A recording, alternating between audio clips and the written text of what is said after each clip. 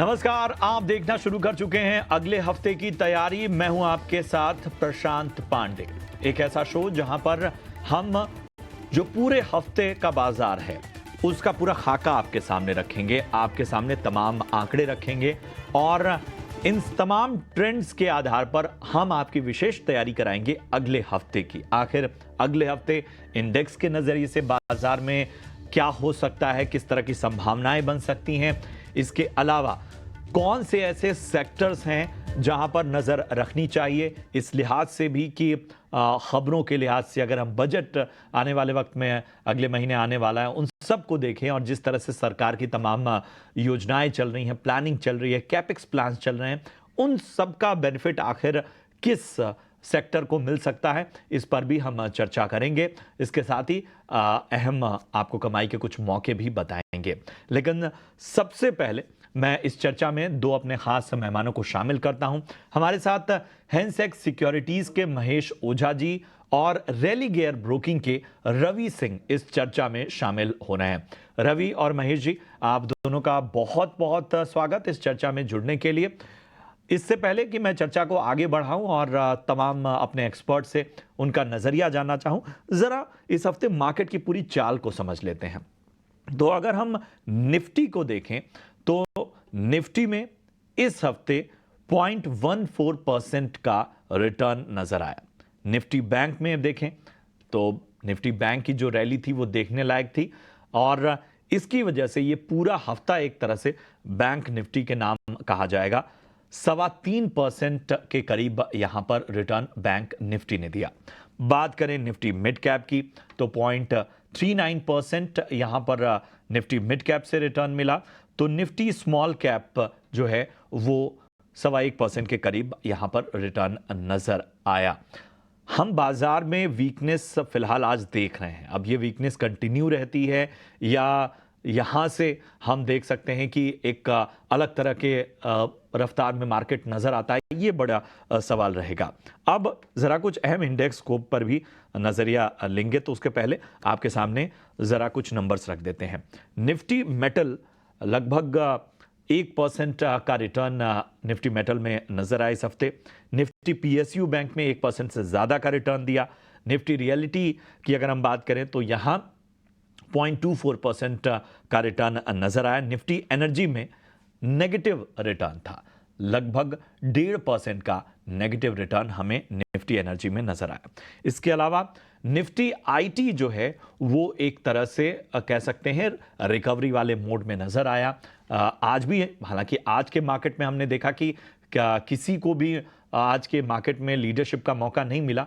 IT जो है वो बीच बीच में एक तरह की रफ्तार जरूर दिखाता रहा और आईटी की पूरे हफ्ते की रफ्तार के आधार पे लगभग 1.5% का पॉजिटिव रिटर्न, 1.5% ज्यादा का रिटर्न दिया। निफ्टी ऑटो दबाव में रहा और लगभग 2.5% का नेगेटिव रिटर्न यहां पर हमें नजर आया। निफ्टी फार्मा में भी दबाव नजर आया और पूरे हफ्ते में -2% लगभग यहां पर हमें दबाव नजर आया। तो ये तमाम बाजार की बातें हमने आपके सामने रखी। पूरे हफ्ते बाजार की जो चाल रही, उसके आंकड़े थे, जो नंबर्स थे, जो ट्रेंड्स थे, वो हमने आपके सामने रखा। सबसे पहले रवि, मैं आपके पास आना चाहता हूं। आज के बाजार को अगर हम देखें तो जैसा मैंने कहा कि आज बाजार ने किसी को लीडरशिप का मौका नहीं दिया और इन सब के बीच में जो पुलबैक का नजर आया वहां से भी बाजार पर चोट बराबर होती रही। अब जाहिर सी बात है नजर अगले हफ्ते पे रहेगी। सीधा सवाल यही, क्या अगला हफ्ता आपको नजर आता है? क्या वाकई यहां से बाजार ये जो हम बीच बीच में थोड़ा सा सेटबैक देख रहे हैं इससे आगे निकलेगा या बाजार में थोड़ा सा अभी भी यहां से हम नजर आ सकती है कि गिरावट हम आगे हावी होते देख सकते हैं?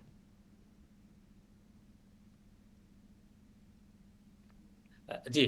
प्रशांत जी, आपने जो आप तीनों सवाल आज आपने पूछे हैं वो तीनों के जवाब अगले हफ्ते मिलेंगे और तीनों ही सही आपने बोले हैं। यानी कि बाजार ऊपर भी जाएगा, एक बार को देखते हैं, नीचे भी जाएगा, स्टॉक स्पेसिफिक मूव भी रहेगा और उसकी सबसे बड़ी वजह है कि यहाँ पर जो अभी मार्केट में स्पेकुलेटिव न्यूज आ रही है। न्यूज किस तरीके की आ रही है कि एचएफटी ट्रेडर को टैक्स ज्यादा देना पड़ेगा, सीटीटी बढ़ सकता है, एसटीटी पे नया सोल्यूशन हो सकता है। तो ये सारे इम्पैक्ट जितना ज्यादा जो है वो एक तरीके से आप कहें कि मार्केट में जितनी न्यूज़ फैलेगी, जितना लोगों को इम्पैक्ट पड़ेगा, उतनी तेजी से मार्केट में वोलेटिलिटी दिखाई देगी और यही वोलेटिलिटी आपको निफ्टी, सेंसेक्स और बैंक निफ्टी में दिखाई दे रही है। लेकिन यहाँ पर लेवल्स का थोड़ा ध्यान रखें और टाइम वैल्यू यानी कि थीटा गेन करने की कोशिश ज्यादा करनी चाहिए ऑप्शन ट्रेडर को। लिंक वाइज अगर जाते हैं जैसे कि 23,470 के नीचे अगर यहां पर निफ्टी जाता है तो क्लियर है कि आपको अब डिप 23,350 के देखने को मिलेंगे, चाहे मार्केट में कैसा भी वोलेटिलिटी रहे। दूसरी तरफ अगर अब मार्केट को स्ट्रेंथ चाहिए तो उसके लिए दो चीजें हैं, या तो वो डिप पे वापस से एक बार को रिवर्ट करे या फिर अपसाइड का ब्रेकआउट मिले। अपसाइड का ब्रेकआउट मिलेगा आपको 23,560 के ऊपर, यानी कि आपकी जो बात है कि मार्केट में अब कहां जाएगा, या तो 23,560 से ऊपर निकलने के बाद मार्केट 23,650 तक जाएगा, या फिर 470 के नीचे जाने के बाद आपको 350 यानी 23,350 तक आएंगे, 320 तक आ सकते हैं लेवल, और उन लेवल पर कंसोलिडेशन देखने को मिलेगी। तो आपको स्ट्रैटेजी क्लियर है। 23,200 से लेकर 23,600 के दूर के जिन्होंने ऑप्शन सेल कर रखे हैं वो 1-2 दिन और यहां पर आपको प्रॉफिटेबिलिटी दे सकते हैं। अब आ जाते हैं बैंक निफ्टी पे, आपका देख लेते हैं पूरा हफ्ता जो बैंक निफ्टी का होगा उसमें डिप पे बाय की स्ट्रैटेजी ही रखनी है। बहुत ज्यादा करेक्शन की उम्मीद मत करिए। मार्केट में ओवर परफॉर्म कर रहे हैं और ओवर वैल्यूड की तरफ बढ़ रहे हैं, लेकिन अच्छी बात है कि बढ़ रहे हैं। जैसे कि आप एचडीएफसी को देखें, थोड़ा मुनाफा वसूली का ट्रेंड दिख रहा है, आईसीआईसी पे थोड़ा दिख रहा है, लेकिन उससे ज्यादा तेजी से वॉल्यूम एक्यूमुलेट हो रहा है। मतलब बैंक निफ्टी पे जब तक 51,000 के ऊपर है तब तक आपको रिस्क नहीं है। अपसाइड पे 52,200 के ऊपर जब निकलेगा तो नया अप ट्रेंड आएगा। डिप पे 51,000 के जितना पास बाय करेंगे स्टॉप लॉस छोटा होगा और लंबा रन मिलेगा। लेकिन आपको बहुत सोच समझ कर निवेश करना है। साइडवेज मूवमेंट भी रहेगा, अपवर्ड मूवमेंट भी आएगा, लोअर मूवमेंट भी होगा, लेकिन लेवल्स जो मैंने बताए हैं उनको लिख के स्क्रीन के सामने रख लीजिए जिससे कि आप एक्ट कर सकें। ठीक है, तो ये एक विस्तृत और बेहतर नजरिया रवि की तरफ से आता हुआ इंडेक्स पर अगले हफ्ते की रणनीति आपको किस तरह से रखनी है, किन लेवल्स पे आपको नजर रखनी है, वो भी आपके सामने उन्होंने रखा। महेश जी, मैं आपके पास आना चाहता हूं।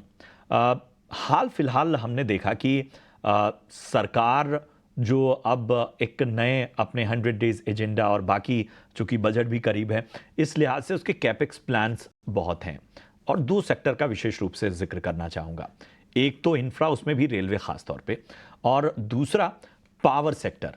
अब पावर सेक्टर की बात इसलिए भी क्योंकि तमाम खबरें ये ऐसी हैं कि जो पावर को लेकर चिंताएं बढ़ा रही हैं, और जब ये चिंताएं बढ़ती हैं तो पावर डिमांड को इफेक्ट करती हैं। और इस लिहाज से अगर हम पावर सेक्टर में देखें, और चूंकि तमाम सरकार की का जो फोकस है, तमाम सरकार की जो योजनाएं हैं, कैपेक्स प्लान है, वो इससे बेनिफिट करेंगे। तो अगर हम रेल इंफ्रा की बात कर लें या इंफ्रा डेवलपमेंट के लिहाज से जो बेनिफिट होने वाले सेक्टर्स की बात कर लें, और इसके अलावा अगर हम बात करें खास तौर पे स्पेसिफिकली पावर सेक्टर की, तो आपका नजरिया क्या कहता है? डेफिनेटली देखिए, बजट में गवर्नमेंट का जो ये पर्टिकुलर दो जो सेक्टर्स हैं, ये सारे पब्लिक से जुड़े हुए सेक्टर्स हैं। तो यहाँ पे जो है गवर्नमेंट को आगे जो अपना प्लान है वही पुराना एजेंडा को वो लोग आगे करेंगे, और ये दोनों सेक्टर्स में एलोकेशन जो है वो कहीं ना कहीं थोड़ा और बढ़ाएंगे। कारण कि जैसे जैसे पब्लिक बढ़ती है ये सेक्टर में तो काम करने की जरूरत पड़ती है। तो लॉजिक, सिंपल सा लॉजिक यहाँ पे काम करता है कि ये दो सेक्टर है, पावर का कंजप्शन बढ़ रहा है अभी। जैसे हीट बहुत ज्यादा थी तो वहां पे भी पावर का कंजप्शन है, अदर जो भी है वहां पे भी पावर का कंजप्शन है। तो ये जैसे जैसे कंजप्शन बढ़ता है गवर्नमेंट को ये दो पर्टिकुलर सेक्टर के अंदर काम करने की जरूरत पड़ेगी। और स्पेसिफिक रेलवे में देख लीजिए तो रेलवे के अंदर गवर्नमेंट ने खुद नहीं, गवर्नमेंट के जो भी रिप्रेजेंटेटिव है वो खुद बता ही रहे हैं कि भाई वहां पे वो लोग और अच्छा काम करेंगे। तो यहाँ पे ये दो पर्टिकुलर सेक्टर ऐसे हैं कि इसमें ये कंटिन्यूटी जारी रहेगी। अब ये है कि भाई थोड़ा सा मोमेंटम कभी कभार डिप वगैरह मिल सकता है बीच बीच में, तो वो एक आप प्राइस मिसमैच की अपॉर्चुनिटी देख लीजिए, उसको गेन कर सकते हैं। बट ओवरऑल दोनों सेक्टर जो है यहाँ पे, दोनों सेक्टर में तेजी का रुझान ही रहेगा। ओवरऑल नजरिया थोड़ा सा लंबा रखे तो ये दोनों सेक्टर काफी अट्रैक्टिव है। पावर में थोड़ा सा और नीचे लोअर लेवल में कंसोलिडेशन होएगा, आप वहां पे भी एंट्री बनाई जा सकती है। रेलवे में वापस से आप मोमेंटम चालू ही हो गया है। तीसरा सेक्टर है मेटल। मेटल के अंदर पिछले 2-3 दिन से वापस से मोमेंट गेन कर रहा है। तो मेटल के अंदर भी स्पेसिफिक अपना ध्यान जो है वो भी एक अच्छा खासा मेटल में पिछले कुछ दिनों से काफी अच्छा खासा कंसोलिडेशन ऑलरेडी हो चुका है। तो मेटल के अंदर वापस से मोमेंटम अपने को नेक्स्ट वीक के अंदर देखने को मिल सकता है। अब थोड़ा बहुत स्पेसिफिक होके मैं पूछ भी लेता हूं कि फिर रखें कहाँ नज़र। आपने सेक्टर का तो स्कैन कर दिया, लेकिन कहाँ मौके बन सकते हैं? और क्योंकि कुछ स्टॉक्स ऐसे रहे हैं जो अच्छा खासा करेक्शन भी देखा है, और उस करेक्शन का इन्वेस्टर्स इंतज़ार भी कर रहे थे, लेकिन जाहिर सी बात है कि हाल फिलहाल जो करेक्शन आया था तो वो डरा भी रहा था, तो इसलिए बहुत सारे लोग चूक भी गए मौका। तो मौका कहाँ बन रहा है, ज़रा बताएं कौन से स्टॉक्स जो हैं इन सेक्टर्स में आगे चल के बेहतर लॉन्ग टर्म के लिहाज से ही अगर हम देखें तो बेहतर रिटर्न दे सकते हैं? रडार पे वैसे ही है जो अपन ऑलरेडी भी डिस्कस करते हैं, वेदांता है, जिंदाल स्टील पावर है, नाल्को है, एनएचपीसी है, कोल इंडिया है। तो ये सारे पावर ग्रिड है। तो ये सारे जो स्टॉक्स है कहीं ना कहीं पे ये स्टॉक्स अगर लोअर लेवल पे मिलते हैं तो इनको एक्युमुलेट किया भी जा सकता है, और इनकी डिविडेंड यील्ड भी बढ़िया है। तो यहाँ पे इन्वेस्टर के हिसाब से अगर आप देखें तो जो अच्छा डिविडेंड यील्ड देते हैं उन स्टॉक्स में लेने में कोई बुराई नहीं है। और जो भी अपॉर्चुनिटी होती है, जैसे अभी वाला रिसेंट जो डिप आया था 4 जून वाला, तो वो पर्टिकुलर वो डे पे ये स्टॉक जो है काफी सारे एक्युमुलेट किए भी थे लोगों ने। तो यहाँ से भी अगर कोई अगले हफ्ते या आप समझो हफ्ते 10 दिन के अंदर कोई डिप मिलता है तो ये स्टॉक वापस से एक्युमुलेट किए जा सकते हैं। और डिविडेंड यील्ड के हिसाब से भी अट्रैक्टिव है। गवर्नमेंट का फोकस जो है इन एरियाज में तो रहने वाला ही है। तो आपको बिना डरे ये स्टॉक्स के अंदर नीचे डिप मिलता है तब एंट्री कर लेनी चाहिए, रादर देन सोचना है कि मार्केट और कितना नीचे जाएगा या और कितना अप जाएगा, उसमें क्या गाड़ी छूट जाती है। तो ये पर्टिकुलर सेक्टर्स हैं यहाँ पे, ओवरऑल ये यहाँ पे परफॉर्मेंस अच्छी रहने वाली है। तो ये जो पर्टिकुलर सेक्टर है यहाँ पे ध्यान रखा जा सकता है। और ये स्टॉक जो बताए हैं ये काफी बढ़िया करेंगे। जैसे आरईसी है, पीएफसी है, अगर ये लोअर लेवल पे यहाँ से थोड़ा सा भी डिप मिलता है वो भी ऐड किए जा सकते हैं। तो इंफ्रास्ट्रक्चर में बेल है, डिफेंस में आपका एचएएल है, ये सारे जो स्टॉक्स गवर्नमेंट थीम वाले जो स्टॉक्स सारे हैं, तो इन सब के अंदर एक डिप का मौका भी मिल रहा है और वापस से डिप के अंदर वापस से अपॉर्चुनिटी भी मिल रही है। ओएनजीसी फिर मैं ऐड करूंगा कि ओएनजीसी है। तो ये सारे स्टॉक्स के अंदर वैल्यूएशन भी है और आपको डिप के अंदर मौका भी मिलेगा। और ये जो अभी जो न्यूज वगैरह चल रही है तो उसका भी एक इम्पैक्ट आएगा पर्टिकुलर। और दूसरा ये है कि भाई जैसे जैसे मार्केट के बजट नियर आता है तो सारे स्टॉक्स में थोड़ी बिकवाली भी आती है। तो ये स्टॉक्स में भी शायद थोड़ा बहुत बिकवाली अपने को देखने को मिल जाए, तो वो टाइम में ये इसको एक्युमुलेट किया जा सकता है। है। चलिए, बात करेक्शन की हो रही है तो रवि मैं आपके पास आना चाहूँगा। कंजम्पशन थीम बहुत बड़ा रोल निभाती है और सरकार का फोकस भी रूरल रिकवरी की ओर है। हम वो रिकवरी देख भी रहे हैं, लेकिन शायद जिस तरह की रिकवरी चाहिए, जिस तरह की डिमांड चाहिए, उसके लिए थोड़ी बड़ी छलांग लगानी होगी। आज हमने देखा कि एफएमसीजी शेयरों में गिरावट थी। पिछले दिनों भी हमने एक प्रेशर नज़र आया था, लेकिन ओवरऑल कंजम्पशन थीम अपने आप में बहुत फोकस करने वाली थीम है। आपको यहाँ कहाँ मौके दिख रहे हैं या आपका नजरिया क्या है? देखिए डेफिनेटली कंजप्शन। रवि, मेरा सवाल प्रशांत आपसे जी, था। जी, देखिए प्रशांत जी, एक चीज समझिए, कंजप्शन और फार्मा ये दो, यानी एफएमसीजी और फार्मा, ये दो ऐसे सेक्टर हैं जिनमें कि आपको मार्केट पे जब पैनिक की सिचुएशन होती है या फिर जब थोड़ा सा डर का माहौल होता है, मार्केट ट्रेंड में ऐसा लगता है कि यहाँ पर बढ़ा तो रिस्क है, गिरेगा तो जबरदस्त गिरेगा, उस केस में ही कंजप्शन डिमांड यहाँ पर थोड़ी जो है वो उस तरीके के शेयर में मूवमेंट देखने को मिलता है। अब इस समय अगर देखा जाए तो मार्केट अपने हाई पे हाई है और यहाँ पर अब एक्सपेक्टेशन बजट को लेकर के है। बजट का टारगेट जैसा अभी आपने पीछे चर्चा करी वो पावर, डिफेंस, रेलवे, इंफ्रास्ट्रक्चर और इन सब को लेकर है। तो कंजप्शन स्टॉक्स कहीं ना कहीं से इसलिए डिफेंसिव हो रहे हैं और इसी वजह से बहुत ज्यादा अग्रेशन मूवमेंट अभी आने वाले सॉरी 6 महीने तक मुझे ऐसा बहुत बड़ा दिखाई नहीं देता। तो मुझे ऐसा लगता है कि आपका पोर्टफोलियो एक बैलेंस बनाने के लिए, एक सेफ रखने के लिए आप फार्मा सेक्टर से या फिर आप एफएमसीजी सेक्टर से आप इन्वेस्टमेंट की रणनीति रख सकते हैं। जैसे कि आप फार्मा सेक्टर पे देखें तो आपको डाबर है या फिर गोदरेज सीपी है, इस टाइप के जो स्टॉक्स हैं, एचयूएल है, इनमें आपको परसेंटेज रखना चाहिए, इन्वेस्टमेंट रखनी चाहिए, लेकिन बहुत ज्यादा अग्रेसिव परसेंटेज ना रखें, क्योंकि बहुत ज्यादा रिटर्न मिलने के चांसेस कम है। और जो अभी जैसे आज अच्छा हुआ कि कम से कम थोड़ी सी करेक्शन मिली, तो एफएमसीजी की तरफ थोड़ा लोगों का रुझान बढ़ेगा, और मुझे ऐसा लगता है कि 1-2% का और करेक्शन आता है तो लोगों को अट्रैक्ट भी करना शुरू कर देगा। दूसरी तरफ अब जो इस पूरे एजम्पशन में या पूरे उसमें रहे किन से बचना चाहिए, आपने बहुत अच्छी बात की, उसमें जाता हूं। तो मुझे लगता है कि प्रॉपर्टी रियल एस्टेट के जितने स्टॉक्स हैं उनमें थोड़ा सोच समझ कर निवेश करें। दूसरा, आईटी काउंटर में फंडामेंटली जो छलावा दिखाई दे रहा है, या फिर ये जो कहें कि जो अपवर्ड ट्रेंड आता है, 1% बढ़ता है 3% गिरता है, तो उससे उसका डायरेक्शन उल्टा ही होता है। तो मुझे ऐसा लगता है कि यहाँ पर आईटी काउंटर में आपको निवेश पे निकलने का मौका मिले तो आपको प्रॉफिट बुकिंग की तरफ रखना चाहिए। ग्रोथ स्टोरी और बजट की स्टोरी पे अगर जाते हैं तो गवर्नमेंट के से रिलेटेड जो डेवलपमेंट स्टॉक्स हैं, जैसे आज कल आपने देखा कि फर्टिलाइजर स्टॉक्स में अचानक से आग लग गई, शुगर स्टॉक्स में अचानक से तेजी चली, तो उन स्टॉक्स पे भी मुनाफा वसूली का मौका मिलेगा। अब पीएसयूज स्टॉक में करेक्शन मिल रहा है, अच्छी बात है। अभी सर ने भी बड़ी अच्छी बात बोली कि आरईसी, पीएफसी, इन सब में थोड़ा करेक्शन मिल जाए तो नए इन्वेस्टर को भी अट्रैक्ट करेगा। तो मुझे लगता है स्टोरी थोड़ी सी घूमती हुई से नजर आ रही है आपको। गवर्नमेंट के साथ रवि, वाले बहुत अहम स्टॉक्स, बात आपने कही एक चीज, और यही मैं समझना चाहता हूं कि ये आईटी को हो क्या गया है। मतलब एक वक्त पे लीडरशिप रखने वाला ये सेक्टर आज मतलब मैं इस तरह की ये चर्चाएं बड़ी कहते हैं कि एक ऐसा सेक्टर जो शायद मार्केट में लीडर था, उस सेक्टर में लंबे समय से इस तरह का जो कहते हैं ना कि जिगजैग मूवमेंट चल रहा है। आखिर वजह क्या है? क्या अ, अभी जिस तरह से हम देख रहे हैं कि डोमेस्टिक मार्केट जिस तरह से मजबूत हुआ है और आईटी जो काउंटर्स होते हैं या आईटी कंपनियां हैं, उनकी बहुत बड़ी निर्भरता, उनके प्रदर्शन, इन सब को थोड़ा सा ग्लोबली बहुत से सिनेरियो अफेक्ट करते हैं, क्या ये एक वजह है या कुछ और भी देखते हैं? इस समय प्रशांत जी आपने ब्लैक टी शर्ट पहनी है, मैंने व्हाइट टी शर्ट पहनी है, कॉम्बिनेशन सिर्फ ब्लैक और व्हाइट का ही है। अब आपको मैं समझाने की कोशिश करता हूँ क्यों मैंने ये जिक्र किया है।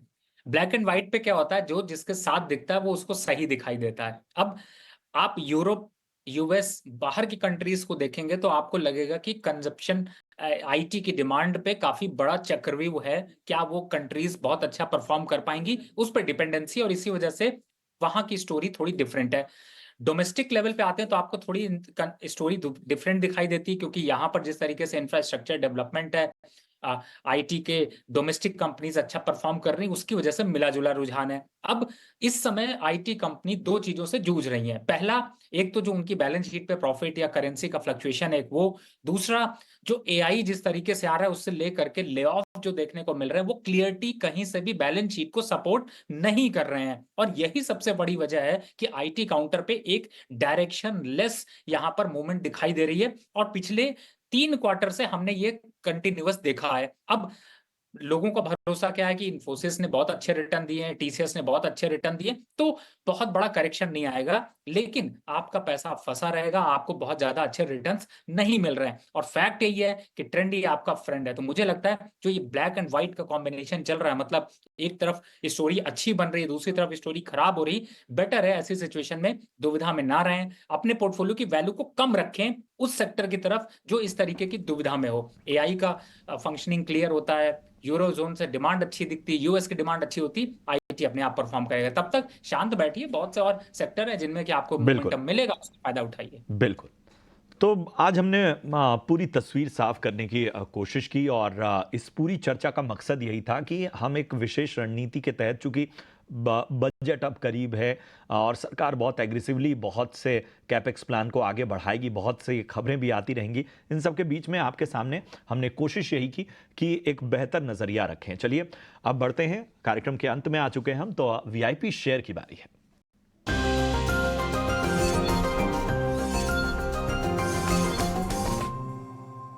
महेश जी, सबसे पहले मैं आपके पास आना चाहूंगा, बताइए आज आपकी पसंद क्या है वीआईपी पिक के तौर पे? पहला अपना वीआईपी पिक रहेगा अरविंद फैशन। तो अरविंद फैशन में आज एक अच्छा मोमेंटम अपन ने देखा, तो यहाँ से अरविंद फैशन जो है यहाँ से लिया जा सकता है। 480 का स्टॉप लॉस रखिए, 535 से 550 के इमीडिएट लेवल बनते हैं। अगर 550 सरपास करता है तो 575 तक के लेवल भी इसमें देखने को मिल सकते हैं। दूसरा अपना पिक रहेगा GMR इंफ्रा, ये लेवल पे बाइंग किया जा सकता है। एक 92 का अपन स्टॉप लॉस लगे, 108 से 120 तक के टारगेट जो है GMR इंफ्रा में देखने को मिल सकते हैं। ठीक है, तो GMR इंफ्रा और अरविंद फैशन ये पसंद आता हुआ इस वक्त महेश जी को। रवि, आप बताएं आपके रडार पे कौन से स्टॉक हैं? देखिए, लिस्ट बहुत लंबी है क्योंकि बजट की तैयारी चल रही है, लेकिन मैं आपको 2 ही स्टॉक शेयर करूंगा। आपके अगले प्रोग्राम्स में धीरे धीरे करके बढ़ते जाएंगे। पहले 2 स्टॉक जो है उसमें है भेल। आपको BHEL की बात कर रहा हूँ, BEL की बात नहीं अभी कर रहा, अगले उसमें करेंगे। तो BHEL आपको बाय करना है। 292 से लेकर 295 के बीच में चल रहा है। 310 का इमीडिएट स्टोरी है, 285 के स्टॉप लॉस से। थोड़ा लंबा भी भूल जाते हैं तो ये स्टॉक्स आपको लंबे रन पे फायदा देते हैं। दूसरा जो थोड़ा सा अग्रेसिव है, थोड़ा आगे ज्यादा तेजी से बढ़ने की कोशिश कर रहा है, वो है JK टायर। अच्छे बॉटम आउट हुआ है स्टॉक, 397-98 पे चल रहा है और मंडे की स्टोरी पे आपको प्ले करता हुआ नजर आएगा। 435 तक का सफर अभी तय करेगा। 385 के स्टॉप लॉस है, तो मुझे लगता है ये 2 स्टॉक्स अभी आपको फिलहाल पोर्टफोलियो में ऐड करने चाहिए। बाकी जुड़े रहिए ईटी स्वदेश के साथ, लंबे लंबे स्टॉक्स, बड़े स्टॉक्स पोर्टफोलियो में चमकाते रहेंगे। तो JK टायर और इसके साथ BHEL भेल ये पसंद आता हुआ रवि को। बहुत बहुत शुक्रिया करेंगे रवि, और इसके साथ ही महेश जी आपका भी बहुत बहुत धन्यवाद इस चर्चा में जुड़ने के लिए, खास विश्लेषण के लिए और हमारे आम निवेशकों का मार्गदर्शन करने के लिए। तो चलिए, कल की तैयारी में माफ कीजिएगा, अगले हफ्ते की तैयारी में मेरे साथ इतना ही। उम्मीद है कि तमाम रणनीति बनाने में हमने आपकी बेहतर तरीके से मदद की है। फिलहाल मुझे दीजिए इजाजत, आप देखते रहिए ET नाउ स्वदेश। नमस्कार।